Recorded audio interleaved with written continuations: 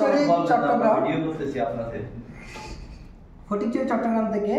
তো আসলে আমি প্রথমত ক্ষমা চেয়ে নিচ্ছি, আমার কথার মধ্যে কোনো অগোছালো যদি কথাবার্তা থেকে থাকে তাহলে স্যাররা অবশ্যই ক্ষমা সুন্দর দৃষ্টিতে দেখবেন।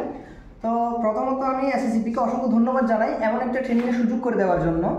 তো যার মাধ্যমে আমরা এসএসসিপির আওতায় যে আমরা সার্বিক সহযোগিতা যারা করতেছে তাদের প্রতি আমরা অসংখ্য কৃতজ্ঞতা প্রকাশ করতেছি।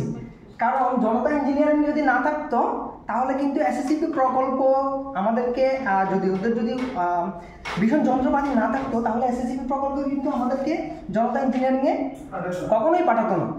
তো স্যারদের আন্তরিকতা এবং আমি একটা জিনিস শিখতে পারছি, অন্তত পক্ষে এখানে আমি কাজ শিখি নাই, আমি যদি বলি আমি কাজ শিখি নাই, কিন্তু এখানে সে একটা জিনিস শিখতে পারছি, তা হচ্ছে স্যারদের মধ্যে যে মানবতা, যে ভালোবাসাটা আমি দেখলাম। স্যারের একদম উচ্চ পদস্থ থেকে নিম্ন পদস্থ কারোর মধ্যে কোনো ভেদাভেদ নেই, স্যাররাই যা খাচ্ছে ওনারাই তা খাচ্ছে।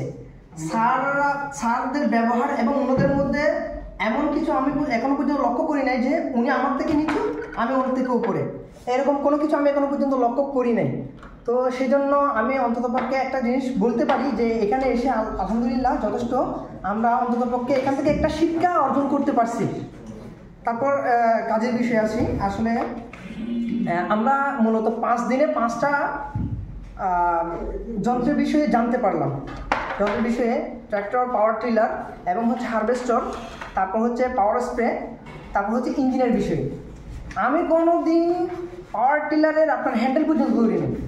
আলহামদুলিল্লাহ এখানে এসে আমি পাওয়ার টিলার, ট্র্যাক্টর সব কিছু আলহামদুলিল্লাহ মোটামুটিভাবে চালাতে পারছি। তো এটা আমার ভবিষ্যতে কাজে আসবে। আমি কিন্তু এখান থেকে গিয়ে যদি আমি যদি কন্টিনিউ করতে না পারি তাহলে এই জিনিসটা কিন্তু আমি মাথায় থাকবে না, আমার কখনোই মাথা এই জিনিসটা কাজ করবে না।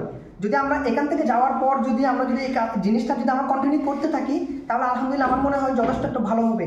5 দিনের মধ্যে আমাদের আহমর অতিরিক্ত কিছু শেখা সম্ভব না। তার মধ্যেও যেগুলা মেন জিনিস স্যাররা আমাদেরকে শেখানো, খোলা কীভাবে এই জিনিসগুলো শিখাই দিছে। তো আলহামদুলিল্লাহ আমরা যদি এগুলো প্র্যাকটিক্যালি করতে থাকি তো আলহামদুলিল্লাহ ভবিষ্যতে আমরা আরও ভালো কিছু অর্জন করতে পারবো।